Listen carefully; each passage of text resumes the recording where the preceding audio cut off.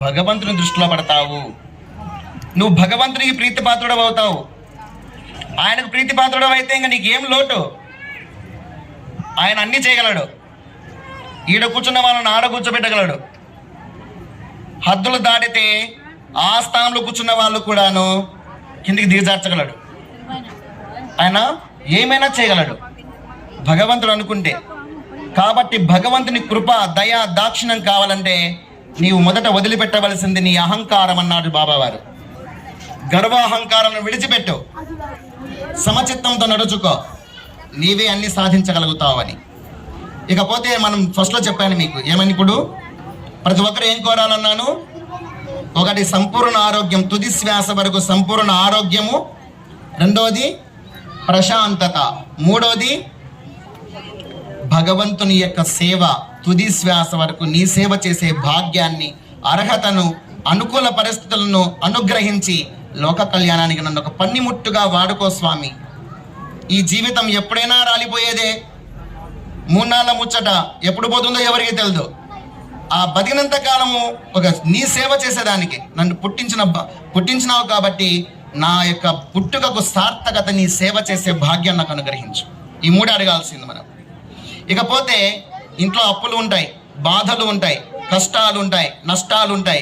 ఇల్లు కట్టుకోవాలని కోరిక ఉంటుంది, అలాగే స్థలం కొనుక్కోవాలని, పొలాలు కొనుక్కోవాలని, ఈ విధంగా ధనముతో ఇబ్బంది పడుతూ ఉంటారు. మీకు ధనము రావడానికి, ఎందుకంటే బ్రతికినంతకాలం మోక్షం అనుకుంటూ పోవడానికి కాదు కదా. సంసారంలో ఉన్న తర్వాత ఇవి కావాల్సిందే. కనీస అవసరాలు కోరుకోవచ్చు భగవంతుని. ఒక ఇల్లు ఉండడానికి, నివాసము, కట్టుకోవడానికి బట్టలు, తినడానికి తిండి, ఇవి కూడా లేని పరిస్థితి ఏర్పడకూడదు కదా. అవి అనుకూలం చేయడానికి ప్రతి ఒక్కరు కూడాను ప్రొద్దున్నే, ఆడమగ తేడా లేదు, పిల్ల పాప, ముసలి వాళ్ళు, ఇట్లా ఏ తేడా లేవు. ప్రతి ఒక్కరూ ఒక చెంబు నీళ్ళు ప్రొద్దున్నే 7:30 లోపల సూర్యునికి ఒక చెంబు నీళ్ళు ధారపోయండి.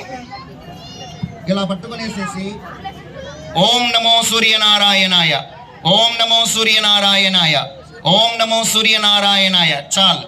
ఆ మంత్రం కూడా పలికేది రాదనుకోండి.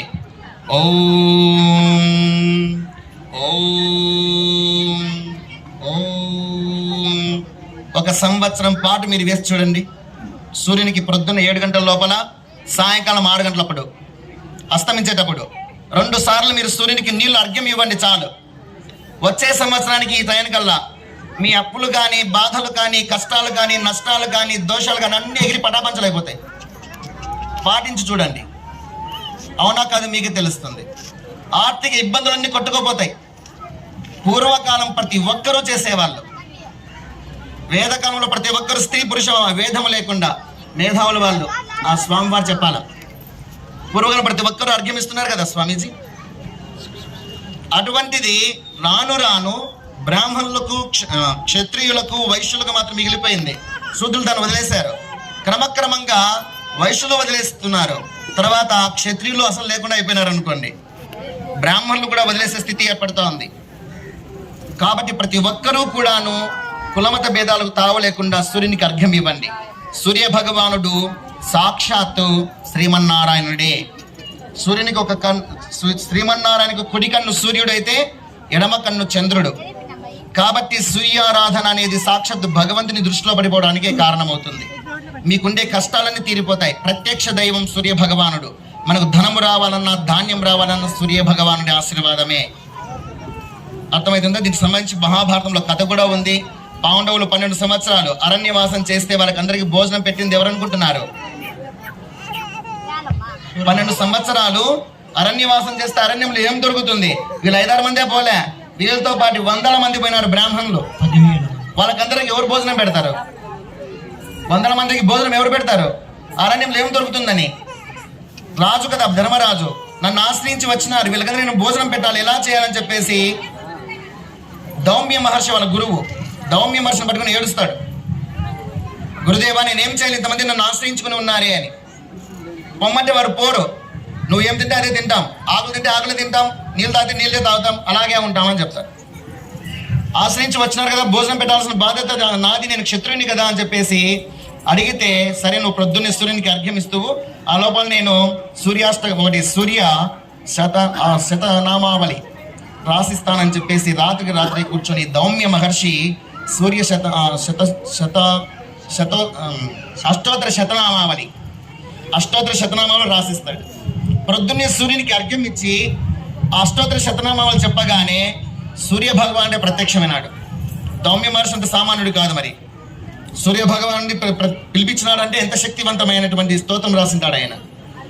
అటువంటి సూర్య భగవానుని ఆశీర్వాదంతో ధర్మరాజుకు అక్షయ పాత్ర వస్తుంది. 12 సంవత్సరాలు ఏం కావాలని ఇస్తుందని చెప్పేసి వరం ఇచ్చేస్తున్నాడు. అక్షయ పాత్ర అంతమందికి భోజనం పెట్టింది. మనం ప్రార్థిస్తే ప్రతి ఒక్కరికి అక్షయ పాత్రలు వస్తాయి. సూర్య భగవాన్ ఆశీర్వాదం అలాంటిది. కాబట్టి ప్రతి ఒక్కరూ కూడా సూర్యునికి అర్ఘ్యం ఇవ్వడం చేయండి. రెండోది వచ్చేసి ఎవరంత నీతిగా నిజాయితీగా డబ్బు సంపాదిస్తున్నా వినండి మా, ఇది చాలా ముఖ్యము. మీ ఇంట్లో ధనం నిలబడాలంటే ఎవరంత నీతిగా నిజాయితీగా డబ్బు సంపాదిస్తున్నా దాంట్లో దోషం ఉంటుంది. ఆ దోషముతో కూడినటువంటి డబ్బుతో తెచ్చినటువంటి వస్తువులతో చేసినటువంటి వంటలను మీరు తిన్నారనుకోండి, ఆ దోషం అంతా నేరుగా మీ లోపలికి వచ్చేస్తుంది. పేరుకొని పెద్ద రోగాలకు దారితీస్తుంది. మా ఇంట్లో అనారోగ్యంతో ఉండే వాళ్ళు ఎవ్వరూ లేరు. సంవత్సరం కూడా మేము అంతా ఆరోగ్యంగానే ఉంటున్నాం. సంవత్సరం అంతా మా కుటుంబంలో ఎవరికి అనారోగ్యం లేదు అనే వాళ్ళు ఎవరైనా చేయతండి. ప్రతి ఒక్కరి ఇంట్లో రోగాలు వస్తున్నాయి. బీపీలన్నా, షుగర్లన్నా, దగ్గు పరిష ఇలాంటివి ఏవో వస్తూనే ఉన్నాయి కదా. వచ్చినాయంటే మొత్తం వందలు వేలే. ఇంకా బెంగళూరు పోతారు. ఇక్కడ దగ్గర చిన్న డాక్టర్లు పనికిరారు వాళ్ళకు. బెంగళూరు అంట, ఇంకేంటి తుమ్కూరు పోయినారంటే ఏం చేస్తారు, వాళ్ళు రావడం మనసులో కాసుకొని ఉంటారు. వాళ్ళు ఆ టెస్ట్ ఈ టెస్ట్ అని చెప్పేసి 10,000 బిల్ చేస్తేనే వీళ్ళు కూడా తృప్తి. 10,000 ఖర్చు పెట్టినాం మేము, 10 మందికి చెప్పుకోనికి ఉంటుంది.